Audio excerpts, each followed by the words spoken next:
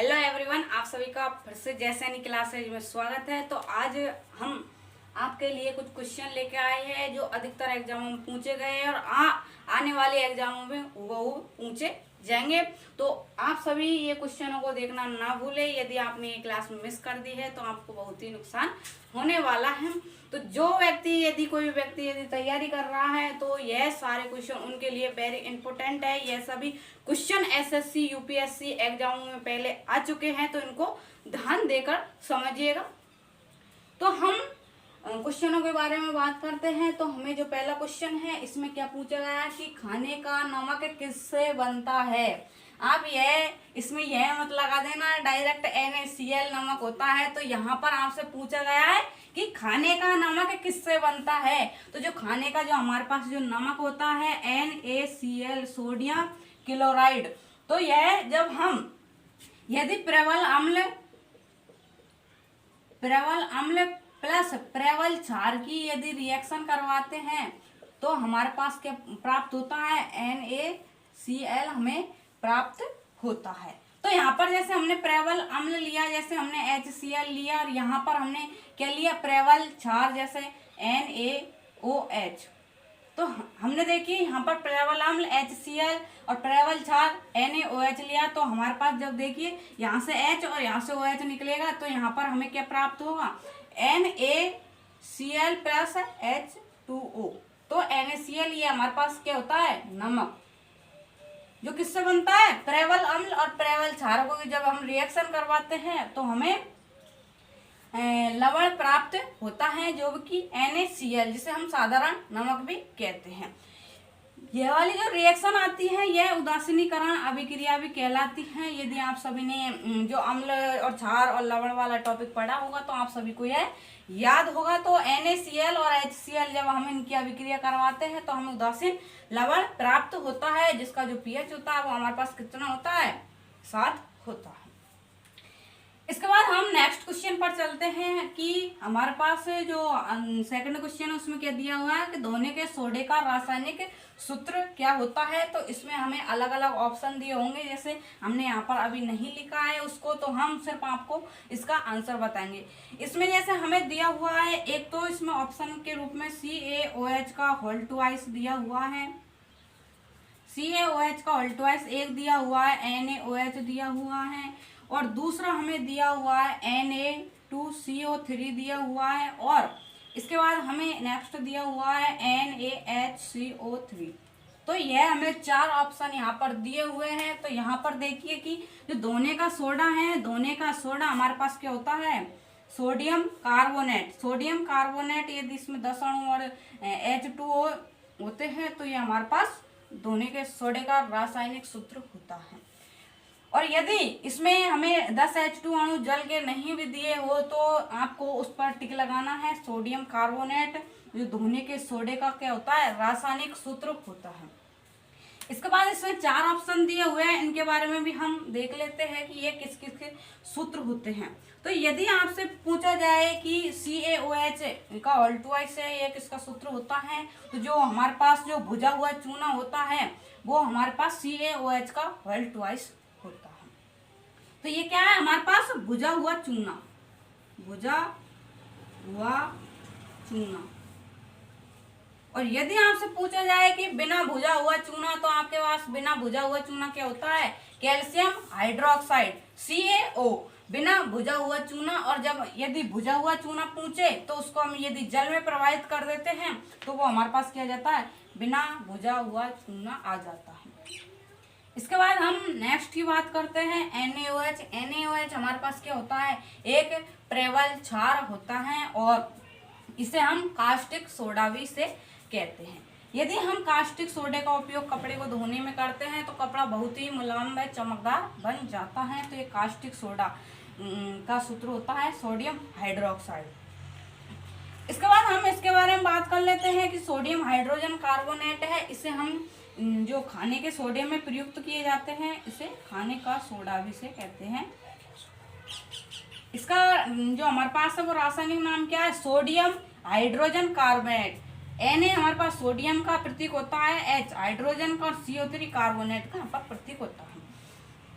इसके बाद हम नेक्स्ट पे चलते हैं नेक्स्ट क्वेश्चन। हमें क्या दिया हुआ है कि खाने का सोडा, जो खाने का सोडा है उसका नाम क्या है। तो अभी हमने देखा था कि जो खाने का सोडा है वो हमारे पास क्या है, सोडियम हाइड्रोजन कार्बोनेट। तो इसका आंसर क्या है हमारे पास है, सोडियम हाइड्रोजन कार्बोनेट, इसका हमारे पास आंसर है। तो इसका यदि आपको हिंदी में इसका नाम दिया हुआ है तो क्या लिखेंगे आप, sodium hydrogen, sodium by carbonate, sodium by carbonate या सोडियम हाइड्रोजन कार्बोनेट। तो ये आपके पास क्या हो चुका है, खाने का सोडे का जो सूत्र है ये हो चुका है सोडियम बाई कार्बोनेट या सोडियम हाइड्रोजन कार्बोनेट भी से बोल सकते हैं। नेक्स्ट क्वेश्चन देखते हैं हम कि जो कार की बैटरी में जो प्रयुक्त होने वाला जो अम्ल है वो कौन सा है। तो जो कार की जो बैटरी में जो प्रयुक्त होने वाले जो हमारे पास अम्ल होता है वो सल्फ्यूरिक अम्ल होता है H2SO4। तो कार की बैटरी में कौन कौन सा अम्ल प्रयुक्त होते हैं, तो H2SO4 सल्फ्यूरिक एसिड यह प्रयुक्त होता है। और यदि आप सभी से पूछा जाए कि जो अम्ल वर्षा होती है उसमें जो सर्वाधिक मात्रा में जो अम्ल वर्षा में अम्ल आता है वो कौन सा आता है, तो हमारे पास सल्फ्यूरिक एसिड आता है। इसके बाद हम नेक्स्ट क्वेश्चन पर चलते हैं कि जो एक अंतरिक्ष यात्री को अंतरिक्ष में आकाश कैसा दिखाई देता है। तो यह आप सभी ने पढ़ भी लिया होगा और देख भी लिया होगा, लेकिन आप जब भी कंफ्यूजन होंगे। तो एक अंतरिक्ष यात्री को जब वह अंतरिक्ष में जाता है तो उसको जो आकाश का रंग है वह काला दिखाई देता है, क्योंकि वहां पर उसको वायुमंडल उपस्थित नहीं रहता है। जहां पर वायु उपस्थित या वहां पर कोई भी प्रकाश उपस्थित नहीं होता है। इसी प्रकार तो अंतरिक्ष यात्री यदि अंतरिक्ष में जाता है तो उसे अंतरिक्ष का जो आकाश है वो कैसा दिखाई देता है, वहां पर उसे काला दिखाई देता है। तो आपका ये आंसर क्या है, काला दिखाई देता है। यह वाला आपका जो क्वेश्चन है वो आपका जो ऑप्टिक्स वाले जो टॉपिक है उससे ये रिलेटेड है, उसमें ही ये क्वेश्चन पूछा गया है कि एक अंतरिक्ष यात्री को अंतरिक्ष में आकाश कैसा दिखाई देता है। यह आपका यूपीएससी, एसएससी और रेलवे बैंक आदि सभी में ये क्वेश्चन पूछे जा चुके हैं। ये सारे ही क्वेश्चन महत्वपूर्ण है। इसके बाद हम नेक्स्ट क्वेश्चन देखते हैं कि हमारा जो नेक्स्ट क्वेश्चन दिया हुआ है कि निम्न में से कौन सा सदा उस वस्तु की छवि छोटी बनाएगा जो उसके सामने रखी जाए। तो यह वाला जो टॉपिक है, ये वाला जो क्वेश्चन है, ये हमारा जो दर्पण है, दर्पणों से ये रिलेटेड है। तो यदि आप सभी ने दर्पण वाला टॉपिक पढ़ा होगा तो आप सभी को ये क्वेश्चन आता होगा। तो इसमें देखिए कि जो हमारे पास दर्पण दो प्रकार के होते हैं, जिनमें हम कौन कौन से देखते हैं। एक तो समतल दर्पण आता है हमारा, और दूसरा आता है हमारा गोलीय दर्पण।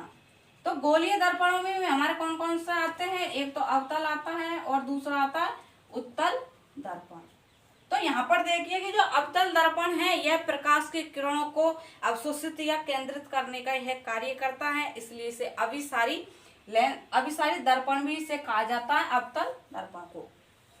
जो हमारे पास जो अवतल दर्पण होता है इसकी विशेषता क्या होती है कि ये छोटी वस्तु को बड़े क्षेत्र में करके देता है। जैसे हम सभी जैसे सेविंग दर्पण के रूप में जब दर्पण का प्रयोग करते हैं तो उसमें हम अवतल दर्पण का उपयोग करते हैं, क्योंकि उसमें हमें छोटा प्रतिबिंब है तो वो बड़ा करके दिखाई देगा। इसी प्रकार जो डॉक्टरों द्वारा दंत चिकित्सक के रूप में जो अवतल दर्पण का उपयोग करते हैं, अवतल क्या है, वो छोटे क्षेत्र को बड़े क्षेत्र में करके देता है। तो यहाँ पर क्या है, छोटे क्षेत्र को बड़े में करके दे रहा है, तो अवतल दर्पण की क्या होती है, विशेषता होती है।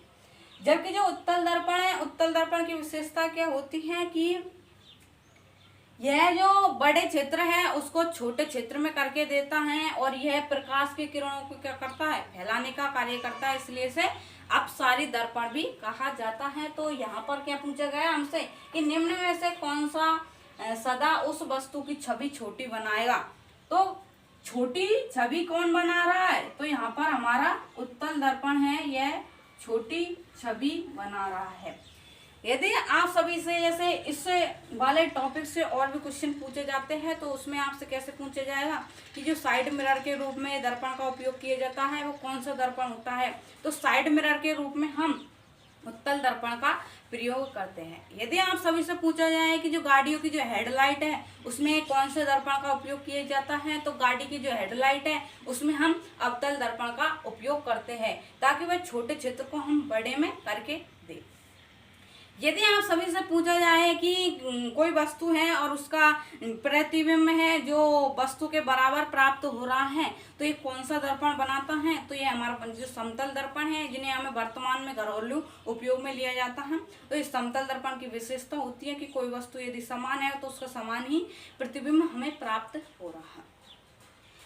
इसके अलावा यदि हमसे इस वाले टॉपिक से यदि कोई क्वेश्चन पूछा जाता है कि कोई व्यक्ति है और उसे समतल दर्पण में अपना प्रतिबिंब देखने के लिए कितने ऊंचाई के समतल दर्पण की हमें आवश्यकता होगी, तो यह क्वेश्चन भी इस वाले टॉपिक से आपसे पूछ लिए गए। बहुत बार इनको प्लीज ध्यान करके देखिएगा।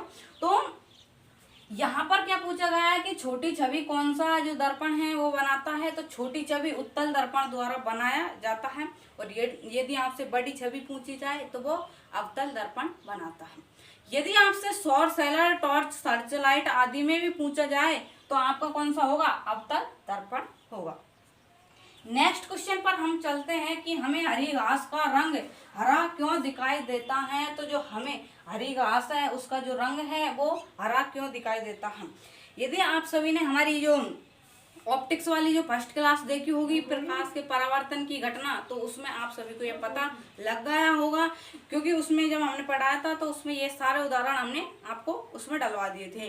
तो जो हमें हरी घास का रंग है या सफेद दूध का रंग हमें सफेद दिखाई क्यों देता है, या हम यह कह सकते हैं कि जो कोई वस्तु काली है तो हमें काली क्यों दिखाई देती है, तो इनके कारण क्या है कि यदि कोई वस्तु है और वो जिस रंग का उत्सर्जन कर रही है वह उस ही रंग की हमें दिखाई देगी। और ये किस घटना के कारण होता है, जो प्रकाश के जो परावर्तन की घटना है उसके कारण ही ये हमें होता है। तो जो हरी पत्तियों का जो रंग है वो प्रकाश के जो परावर्तन की जो घटना होती है इसी के कारण ही हमें हरी दिखाई देती है। तो प्रकाश के परावर्तन की घटना के कारण, प्रकाश के परावर्तन की घटना के कारण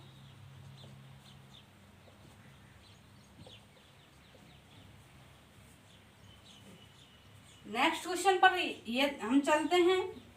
तो किसी व्यक्ति को पूरा प्रतिबिंब देखने के लिए एक समतल दर्पण की आवश्यकता होती है, उसे उसकी न्यूनतम ऊंचाई कितनी होनी चाहिए। तो अभी हमने जब दर्पण वाला जब क्वेश्चन चल रहा था तो इसमें हमने देखा था कि यदि कोई व्यक्ति है और वो समतल दर्पण में अपना पूरा प्रतिबिंब देखना चाहता है तो उसे पूरा प्रतिबिंब देखने के लिए समतल दर्पण की ऊंचाई कितनी होनी चाहिए। तो इसको हम समझते हैं। हमने इससे पहले जब दर्पण वाला जब टॉपिक चल रहा था तो उसमें भी हमने आपको यह वाला क्वेश्चन बता दिया था। आप सभी ने यदि ध्यान से देखा होगा तो आप सभी को यह पता होगा।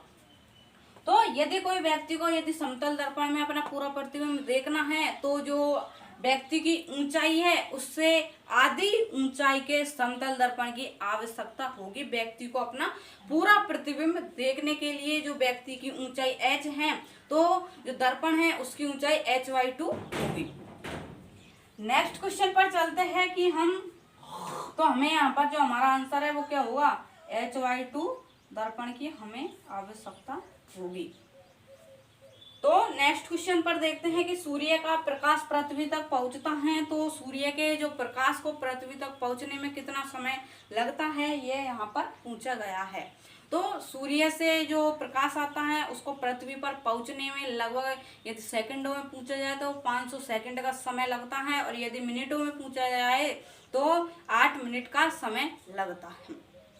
8 मिनट 16 सेकंड भी बोल सकते हैं, लेकिन अलग अलग जगहों पर ये अलग अलग दिया हुआ है। कहीं पर 8 मिनट और 16 सेकंड दी हुई है, कहीं पर 8 मिनट 20 सेकंड दी हुई है, कहीं पर लगभग 500 दिया हुआ है और कहीं पर 8 मिनट दिया हुआ है। तो जो यूपीएससी एग्जामों में, एसएससी एग्जामों में पूछा गया है वो यहाँ पर 8 मिनट का समय लगता है। तो यहाँ पर जो सूर्य का प्रकाश उसको पृथ्वी पर पहुंचने में 8 मिनट का समय लगता है। तो इसका आंसर क्या है हमारे पास, 8 मिनट का समय लगता है। नेक्स्ट क्वेश्चन देखते हैं कि हमारा नेक्स्ट क्वेश्चन क्या है कि एंडोस्कोपी में एंडोस्कोपी किस सिद्धांत पर कार्य करती है। तो जो एंडोस्कोपी है, एंडोस्कोपी का मतलब अभी तो आपको समझ में ही नहीं आया होगा कि एंडोस्कोपी क्या होती है। जो डॉक्टर द्वारा जो अल्सर का पता लगाने के लिए जो जिस उपकरण का प्रयोग किया जाता है उसे एंडोस्कोपी कहा जाता है। तो जो अल्सर का पता लगाने वाला जो उपकरण होता है उसे हम एंडोस्कोपी कहते हैं। यदि कोई व्यक्ति के जो श्वास नली है और आमाशय में यदि छाले हो जाते हैं, अल्सर जिन्हें कहते हैं, तो अल्सर का पता लगाने के लिए जो चिकित्सक द्वारा एंडोस्कोपी का उपयोग किया जाता है। और एंडोस्कोपी पूर्ण आंतरिक परावर्तन के सिद्धांत पर यह कार्य करती है। तो एंडोस्कोपी पूर्ण आंतरिक परावर्तन के सिद्धांत पर कार्य करती है। और इसी से ही रिलेटेड हम आपको और भी क्वेश्चन आए हुए हैं जो बता देते हैं कि जो हीरे के जो चमकने का कारण है वो पूर्ण आंतरिक परावर्तन के कारण ही हीरा चमकदार दिखाई देता है। इसके बाद हम नेक्स्ट इसमें और देख लेते हैं कि जो मृगमरीचिका का बनने का कारण है, मृगमरीचिका का बनने का कारण भी पूर्ण आंतरिक परावर्तन ही होता है। तथा यदि आप सभी से पूछा जाए कि जो प्रकाशिक तंतु है जिसे सूचना प्रसारण के रूप में उपयोग में लिया जाता है वो किस सिद्धांत पर कार्य करता है। तो जो जो प्रसारण के रूप में हम प्रकाशिक तंतु का उपयोग करते हैं वो भी पूर्ण आंतरिक परावर्तन के सिद्धांत पर कार्य करता है। तो आज के लिए हमने ये क्वेश्चन आपको समझाया। यदि आप सभी को ये हमारी आज की ये वीडियो अच्छी लगी हो तो प्लीज लाइक करें, चैनल को सब्सक्राइब करें और बेल आइकन दबाना नहीं भूलें ताकि आने वाली जानकारी सबसे पहले आपको प्राप्त हो। और ऐसी क्लासों के लिए अन्य क्लासों के लिए आप सभी का देखने के लिए धन्यवाद।